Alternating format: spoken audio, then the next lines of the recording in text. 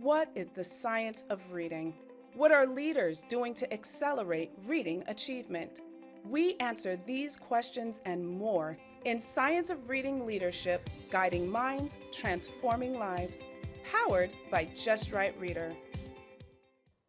Welcome to the Science of Reading Leadership podcast. You are in for a treat this episode. We have Claude Goldenberg, who is Nomellini and Olivier Professor of Education Emeritus in the Graduate School of Education at Stanford University. A native of Argentina, his areas of research and professional interest have centered on promoting academic achievement among language minority children and youth.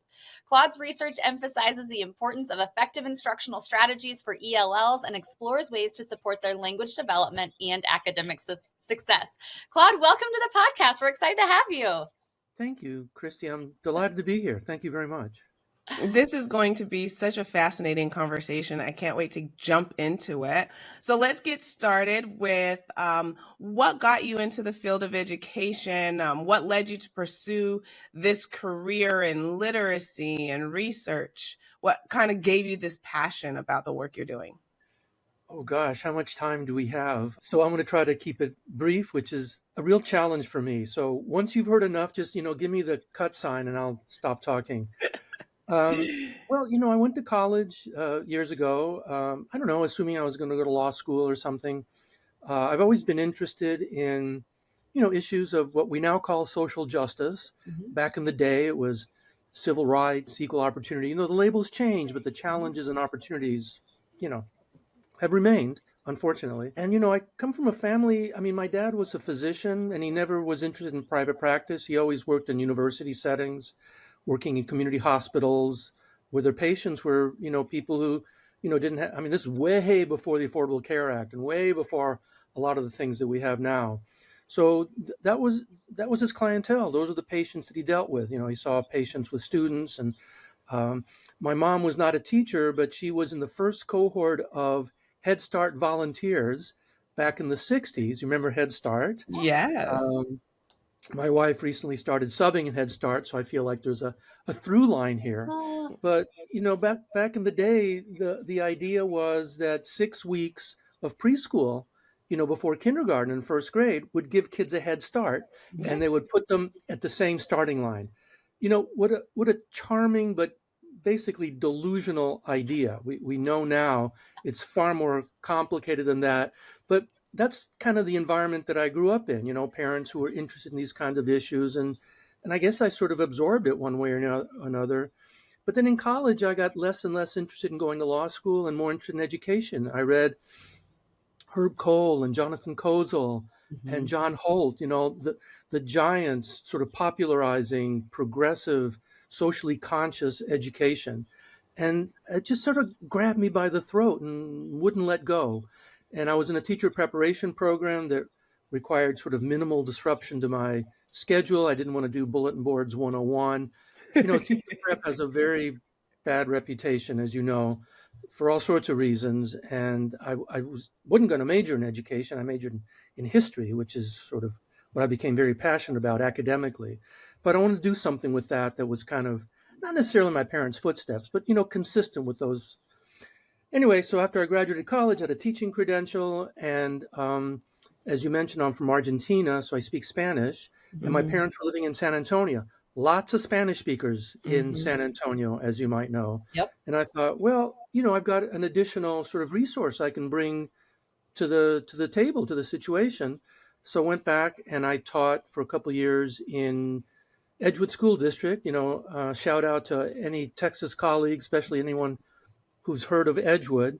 And I spent 2 years junior high teaching reading and history, struggling.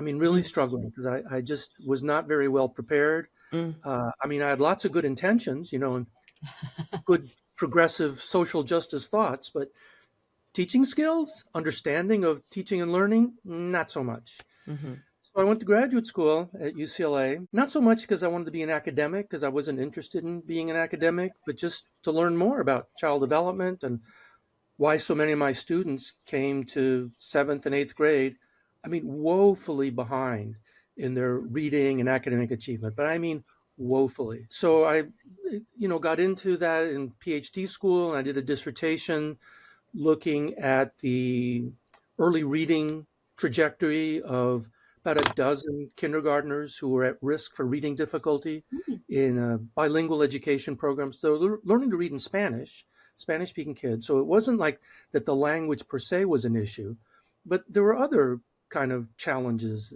and again, opportunities. We focus on challenges, but there are opportunities, and we can get into this later. But we have lots of non-English speaking students, and we tend to think of them as having some kind of handicap instead of seeing Right. these are advantages we can build on. These are assets, to use the current popular term. So we can get into that. But these were kids who were having difficulty. But I knew, because the nature of these screening or prediction instruments, that they're very imperfect. You can have a kid at risk for having difficulty and then up doing okay, right? That's like a false positive. Then you have a kid who seems to be doing okay and then ends up not doing well. That'll be a false negative. So there are lots of these. No prediction instrument is perfect by any means. So my expectation was that these, 9 or 10 kids, I think I started off with 11 and 2 moved away. I expected some portion of them to end up doing well. And I was interested in finding out why. So I did a kind of longitudinal 15-month study of a series of case studies. And I, found, some interesting things. Basically something happened either at home or at school that deflected their trajectory. Kids who looked like they were really going to have big problems, for one reason or another, someone kind of intervened and did something to deflect the trajectory. And again, we can get into the details, but that was kind of like the big picture. So what I concluded from that was that even though you have kids at risk, you should never write them off. You should never say, oh, this kid is really headed for trouble, which, sometimes teachers sometimes do that. They say, yeah, I can tell this kid is he's going to be a delinquent. We have a bad habit of thinking we know more about the future than we actually do. And the lesson that I took from that is that it takes some kind of human intervention to deflect what otherwise looks like a not very promising trajectory. So I decided, I told you I didn't want to be an academic, so I decided I wanted to teach first grade and sort of put into practice all the things I learned in PhD school and in my dissertation. So I know I sound a little ironic here, but what happened was I went to teach first grade at the same school where I did my dissertation. So that was just like awesome. I really knew the area, I knew the parents, I'd interviewed them, and I felt like I was really going to sort of turn the world upside down here. Well, newsflash, I knew some stuff, but not everything. And I learned more things about reading and teaching reading. So I taught first grade for 3.5 years. And I did some studies with parents and some experiments we did trying to promote early literacy development. And I really learned some things that PhD school never taught me, primarily among them, which is relevant for this particular conversation, that you need to teach kids foundational literacy skills. Not so much phonemic awareness, because in Spanish, it turns out, and we can talk about this if you want, teaching phonemic awareness is really not that important because the letters and sounds are so consistent that when you teach letters and sounds, they kind of intuitively get phonemic awareness. So you don't need to teach it explicitly. And again, I can elaborate on that in a study that we did that I think supports that. But you do need to teach foundational literacy skills. The sounds and the letters, as we say scientifically, the phonemes and the graphemes, how they map onto each other, and then how they combine to form syllables and then words. And that by learning that system, the decoding system, the sound symbol association system, is really the foundation of becoming literate, foundational literacy skills. Now, oral language is very important. In some ways, oral language is more foundational than foundational literacy skills because literacy builds on oral language. So if you don't have oral language, it's extremely difficult, if not impossible, to learn to read. But the next step up is foundational literacy skills that join up, connect the sounds of the language with the written representations of the language. And I took all that for granted. This was back in the whole language day. And I left PhD school a whole language, if not warrior, at least deep believer, right? Yeah. That you immerse children in literacy. You flood them with books. You read to them. You don't bore them with phonics and sound symbol and decoding. You enrich their environment. And I really thought that. And I did some studies that showed me how wrong I was in the course of my first teaching. And then I had the fortunate happenstance of teaching with some kindergarten, and I partnered with a teacher in my last 2 years who were very staunch defenders of what we now call foundational literacy skills. And I just learned that you need to teach those skills. They just don't happen by themselves. They don't happen implicitly. For some kids, they do, right? We know that some kids pick it up as if it were magic, but that's by far the exception. Right. Most kids benefit from some sort of systematic, explicit instruction, cumulatively practicing, all those sorts of things we talk about now. Some need more than others. I mean, there's a huge range. Some kids need a lot and have great difficulty. Some kids need very little till they kind of get the idea and take off. But the overwhelming majority of kids need some amount of systematic, cumulative reading and writing instruction. So anyway, I'm going on far longer than I should have, but that's kind of how I got into it. And then after I finished teaching first grade, I finished because it was very hard.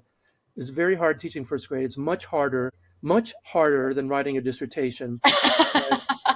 And as hard as writing articles and grant proposals is, you're going to have some, I'm sure, educators listening who will just be very affirmed by that statement, Claude. You think so? Yeah. Oh, absolutely. So. And maybe some of my academic colleagues will be offended, but that's okay. They probably never taught first grade. Exactly. Because in addition to them having to learn how to read, you got to deal with all the other things that come with them at that age. So yeah, I love it. Absolutely. Love so much of what you said, and particularly that you did studies that showed just how wrong you were. That's the old humility, right? One of the things about teaching is it'll make you humble. Yes, it sure will. Certainly will. It sure will.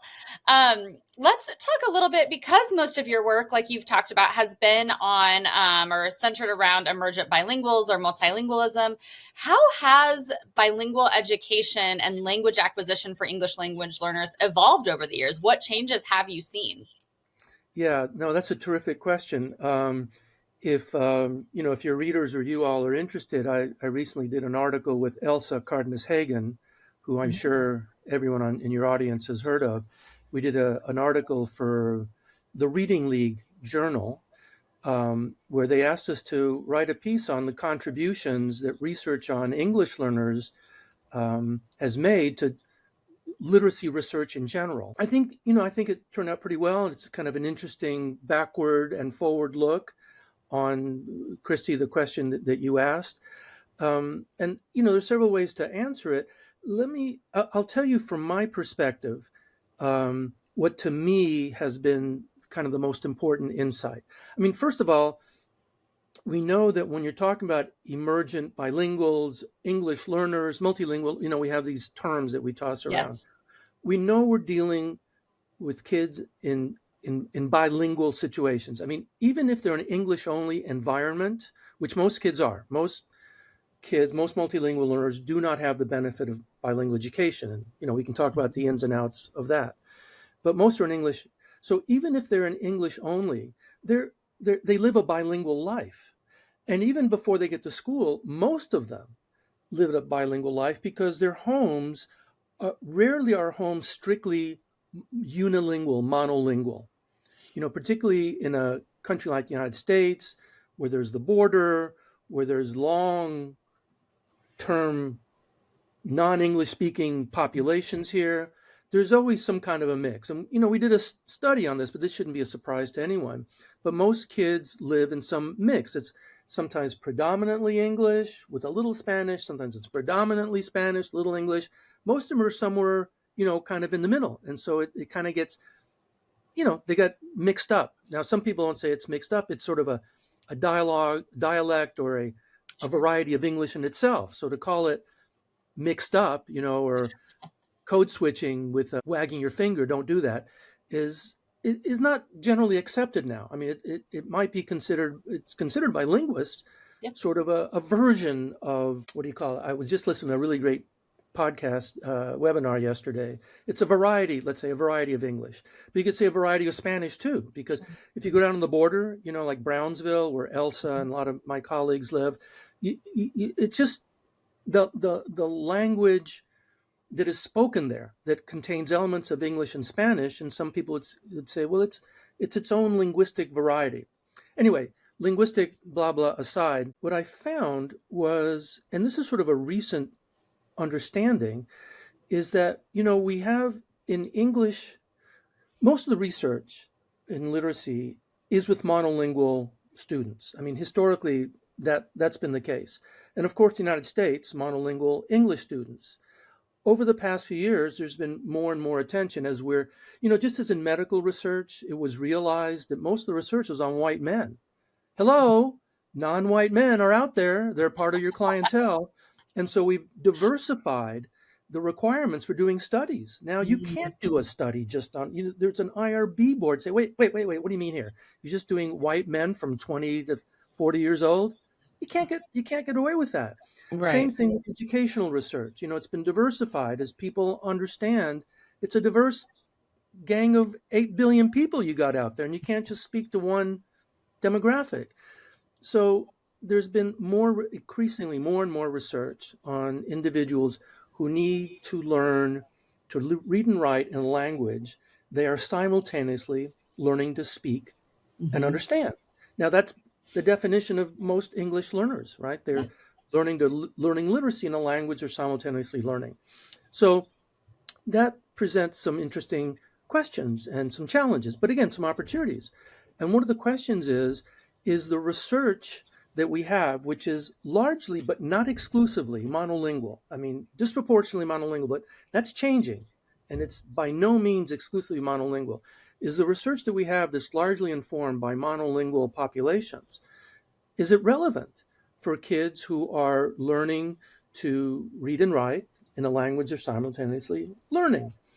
And that's been controversial because a lot of my English learner, bilingual education advocates and colleagues and so forth say, well, no, the science of reading is based on monolingual English speakers, and you can't apply it to our population of kids. So that turns out to be incorrect. I mean, fundamentally incorrect in a number of ways. First of all, as I said, there is research on bi and multilingual populations, kids, college students, all sorts of people who are learning to read and write in a language simultaneously learning. So there's research, and not just in the United States, but around the world.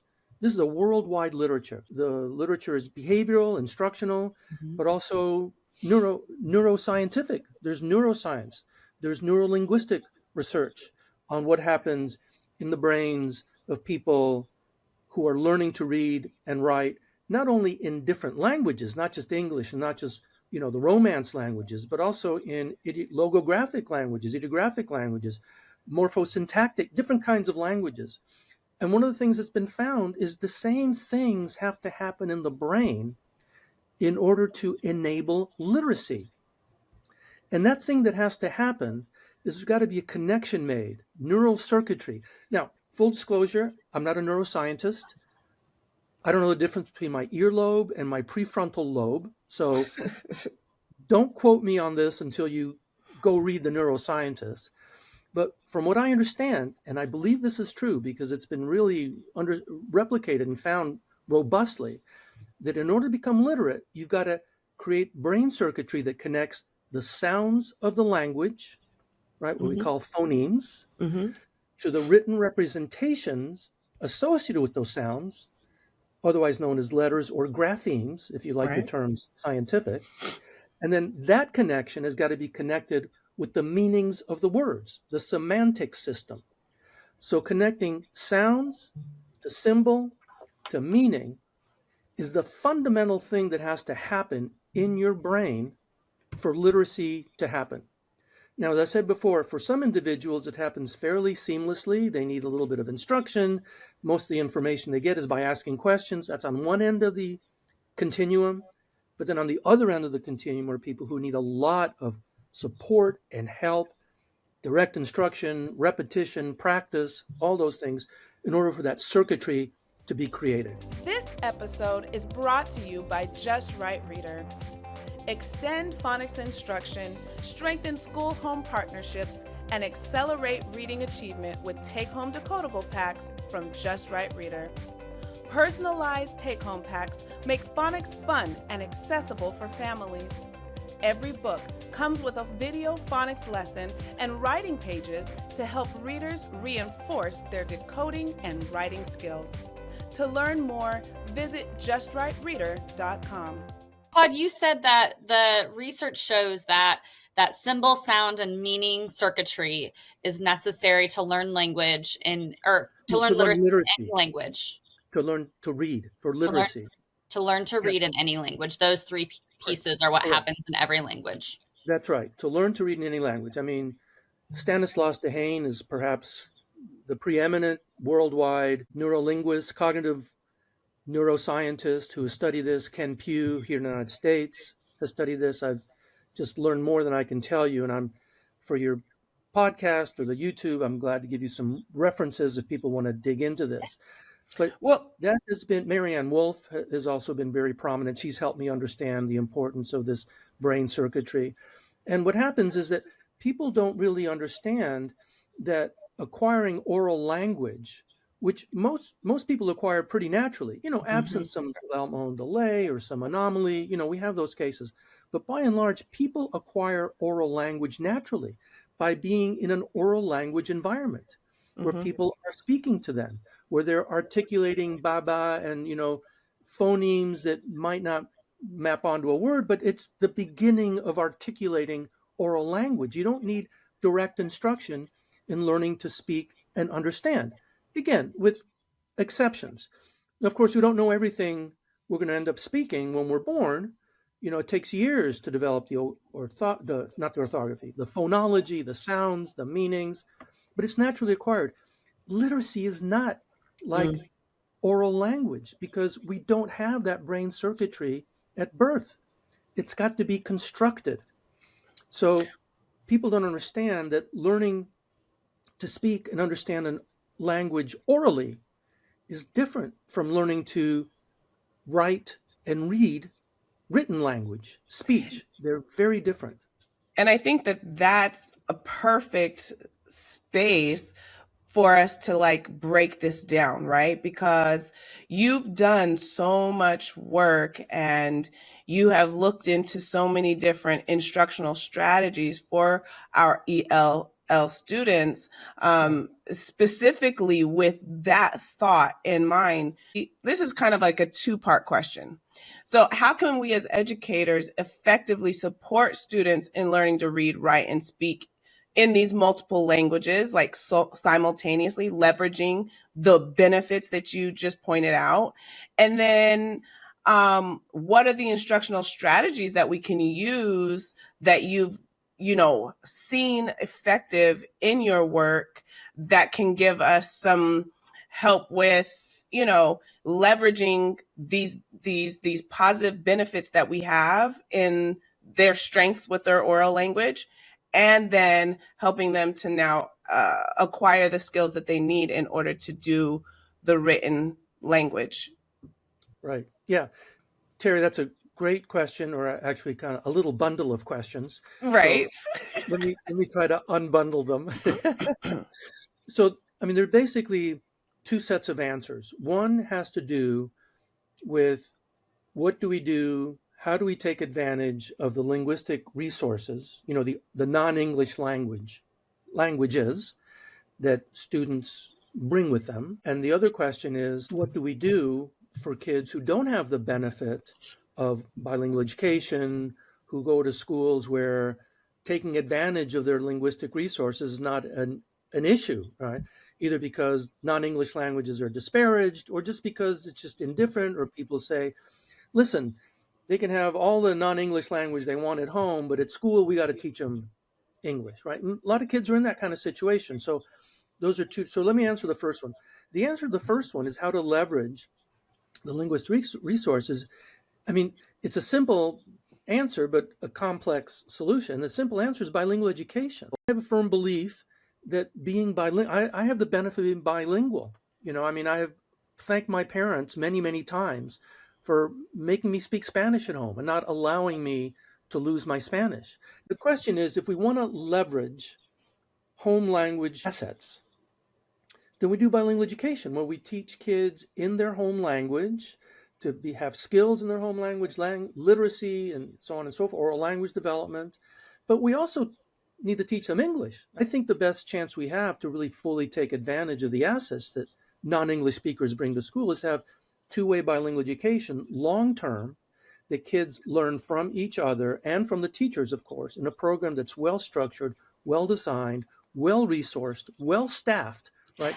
Notice all those qualifications need to be in place before you seriously take this on. And that's really the challenge. Do it in a way that isn't just some kind of, Band-Aid gum stuck together. That doesn't do any service to anyone. But Terry, that's the first answer to your question. Robust bilingual education programs that explicitly and systematically take advantage of linguistic resources and kind of build them out. The other answer to your question is, if you're teaching kids to read and write in a language they are simultaneously learning to speak, then what the brain scientists say in answer to this question is that in order to create that circuitry, kids who are learning the language. Now, what does it mean to learn a language? You're learning the meaning system, what the words mean, how the syntax works, and you're learning the sound system, the phonology. The words that I'm saying, you're not paying attention to individual sounds. But if you couldn't hear the individual sounds of my words, it wouldn't make sense. It would just be like, the teacher in Charlie Brown, wow, wow, wow, wow. That has no meaning. So learning a language means understanding the sound system and how that gets encoded into meaningful things. If you're learning the language, you are simultaneously learning the phonology of the language and the meaning system of the language. And what the neuros say is that to teach someone to read in a language they're simultaneously learning, you got to provide support to the brain regions that support phonology and semantics, right? So the brain scientists talk about brains. That's their jam. But we teachers talk about kids. So what does that mean in terms of kids? Well, as you're teaching someone to read and write in a language they're simultaneously learning to speak and understand, you've got to provide them instructional support so that they're learning the sound system of the language. They're learning the meaning system. Initially, primarily the words, what the words mean. Because if you can't connect in a word the sound of the word, the written representation, and then the meaning of the word, it's hard to put that word into your longer term memory and turn it into a sight word. Now, we've learned from Linnea Airy this term of orthographic mapping, which I'm very familiar with. I got to learn the spelling system, the orthography, but I also have to learn to discriminate the sounds, the three phonemes in run, and I got to learn the meaning of the word. So I've got to learn those two things in addition to the orthography of the word in order to make that a sight word, because that's the magic of orthographic mapping. Once you connect the sound, the symbol, the meaning of a word sufficient number of times, it becomes a sight word, which means you don't have to stop and decode it every time. And one of the foundational aspects of becoming a proficient reader is building a greater and greater bank of sight words that you don't need to decode, although you could if you needed to. You don't need to decode them. You recognize them by sight. And you cannot recognize a word by sight unless you understand the meaning of the word and its sound, how it sounds translate into meaning, and then how that maps onto the written representation. So kids who are learning to read words that for English speakers are no big deal. Run, see, cat, dog. Think of the words that are used to teach beginning reading. Those are words that are in the spoken vocabulary of just about all English-speaking kids. Not all, and there's exceptions. Some know more, some know fewer. But for an English learner, you can't assume they know the words. In fact, you need to assume a lot of them they're not going to know. So that's the kind of support they need provided as kids, as learners. And by providing that support, you are providing the support that the neuros talk about, supporting those brain regions where the phonology and the semantics reside and need to be connected with the orthography. I don't know, maybe that was too technical, but does that answer your question, Terry? Yeah, that does. That answers my question. I love how thorough you are, and I can tell that you really love and are passionate about that because you're really breaking it down. And I think that that's what makes your research so fascinating. So thank you so much for that. Well, thank you. Yeah, I think that was a really good explanation of, just some of the key differences between a multilingual learner coming in and learning English who maybe doesn't have that semantic background. And I think too, what's great is that, as Terry and I get to work with districts all over the country, and I think that I know that I'm seeing a real trend towards districts, particularly larger districts who maybe have a few more resources, but really trying to, like you said, leverage a student's language and literacy skills in their first and native language, and really honoring that before they're moving into English. And so I think that that's something that's really neat that I at least am seeing across the country. Well, that's great. I mean, the one thing I would add to that is that even once you move into English, the ideal is not to leave the other language behind. Yes. I mean, it's true. Like in my situation, I mean, I honestly think that if I had had bilingual education, well, I don't know. I don't like to predict the past because it already happened. But the first time I ever studied, my mom taught me to read and write in Spanish. I mean, my parents frankly provided me a world-class bilingual education. They were helped by the school, of course, because school kind of took care of most English stuff. But aside from teaching me to read and write in Spanish, so I came to first grade, already literate in Spanish. So I had a lot of what we now call transfer. To read in English was, pretty easy because I had the idea down, the alphabetic principle and all that sort of thing. But there's a good chance that if I had had an opportunity to study, and I mean, I know I'd be a better reader. I'm not a very good reader. I mean, I can read anything in Spanish, but its comprehension is hard. I lack fluency. I lack vocabulary. I lack familiarity with the syntax and the discourse features of Spanish. So while I can read it technically, decode it and so forth, I rarely do it because it's just such an effort. And if I'd been in a program where, I don't know, an hour a day, whatever, I had Spanish lessons, linguistic, grammar, syntax, whatever, but also Spanish literature, where I'd be, reading. I think I'd be a more proficient and productive bilingual than I am right now. Yeah. And I just think that should be the goal, to the extent possible. Help make, join the rest of the world and have a populace that's expected to be at least bilingual. And the United States, as you know, is pretty much an exception among not just the developed world, but the world in general. I mean, we are maniacally monolingual. Yeah, that makes a lot of sense. But you've talked about, the role that your parents played in your development of language and literacy. And so in your experience or through your research, how can schools and educators better collaborate with families and communities to enhance those educational experiences and outcomes for English language learners? Yeah, no, another great question. Well, that was a really prominent area of my research early on, because as I mentioned before, one of the things I found in my dissertation is that, parents were deeply invested in their kids doing well in school.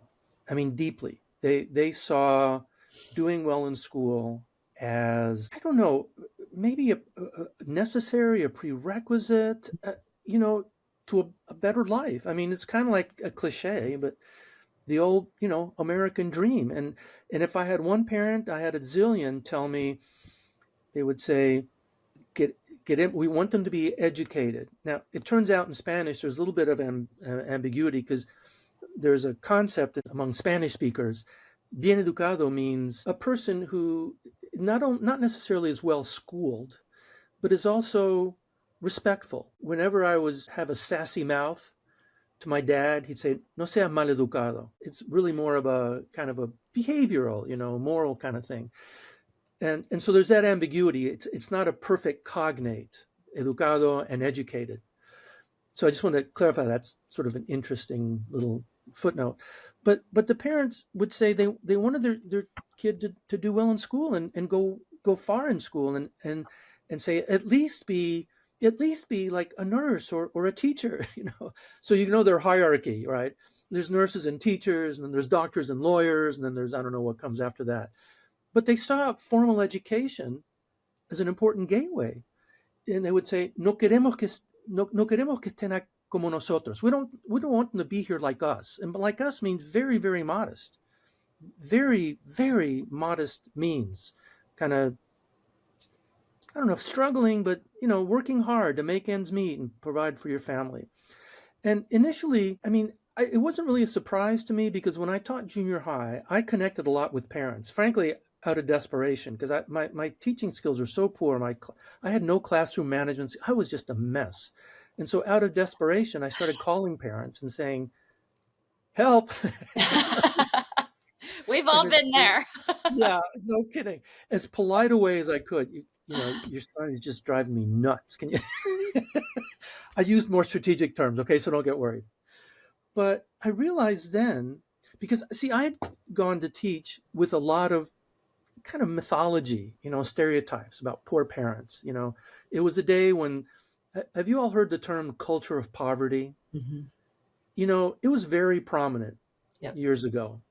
And I began teaching, assuming, well, these poor people, I had my missionary hat on, and these poor people live in a culture of poverty. The white savior thing, all that.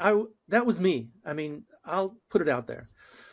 And so I hesitated contacting parents because I thought they would get mad at me, or they would slam the phone down, or they would say, and what can I do?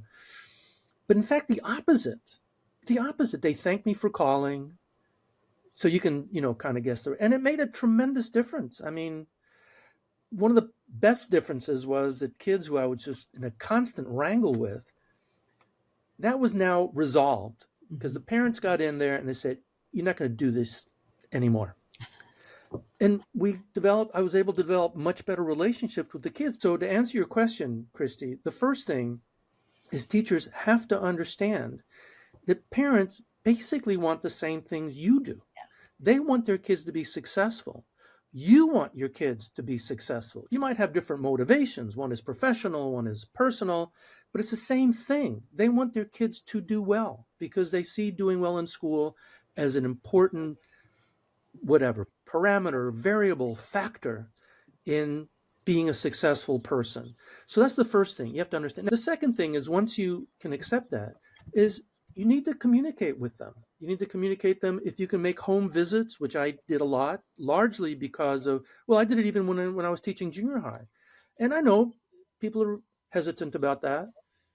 The neighborhoods seem daunting and foreboding. And so if you feel unsafe, go with someone. But you want to make home visits if you can, at a minimum phone calls or notes home. Establish a positive communication. Let them know who you are, that you're interested in helping their kids. Just before any trouble happens. And for a lot of kids, there won't be any trouble. It'll just be established. And then finally, more specifically, if kids are having difficulty with something, let the parents know and enlist their help. Now, depending on the educational level and so on and so forth, they can help in different ways. All parents can help by making sure their kids do their homework, right? Just as a very basic, superficial thing. There's not a parent who can't help with that. But then most of the parents I dealt with in first grade were literate, at least literate to some level in Spanish. And I had parents who literally helped me teach their kids to read when I was teaching in Spanish. And I remember this one little girl who was sweet as could be, but boy, I could not get those phoneme, grapheme, letter sound things. And so I called a mother in, and she was a lovely woman. I said, look, here's the trouble. If you could, I'm not kidding, within, 2 months, this little girl was tutoring other kids because her mother had just basically taught her what, honestly, I couldn't. I didn't have many more teaching skills after PhD school than I had before PhD school, but I knew something about the parents and the families and the motivations and the skills they had. So that's sort of my 3-part answer. Realize that they care about their kids' academic success. Number 2, connect with them. Make sure you establish communication. And then when there's sort of trouble or difficulty, whether a behavioral sort or academic sort, enlist their help. That's really succinct and really, I love how you bring those 3 points down. We always ask the same question to anyone that's on our podcast because so many great nuggets, so many great things were shared here. And we know that district leaders, we know that educators, teachers plate, and they're always given so much information, right? Yeah. So, after hearing this conversation, after sharing all that you've shared, what would you say is the most important takeaway that you want them to leave this conversation with today? Teach all our kids, give up on none. Oh, I like that. That's perfect. What a great way to end that. Terry, that was hard for me because usually I spout out a lot of words. So you inspired me. That was good.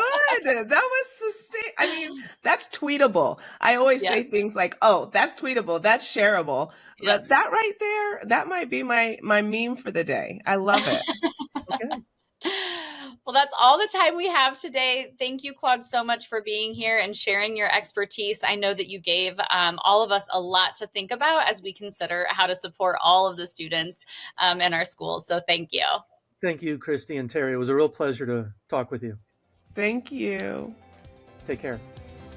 Thanks for joining us. If you found this conversation valuable, please subscribe and leave a review on your favorite podcast platform. We will see you next time on Science of Reading Leadership, Guiding Minds, Transforming Lives.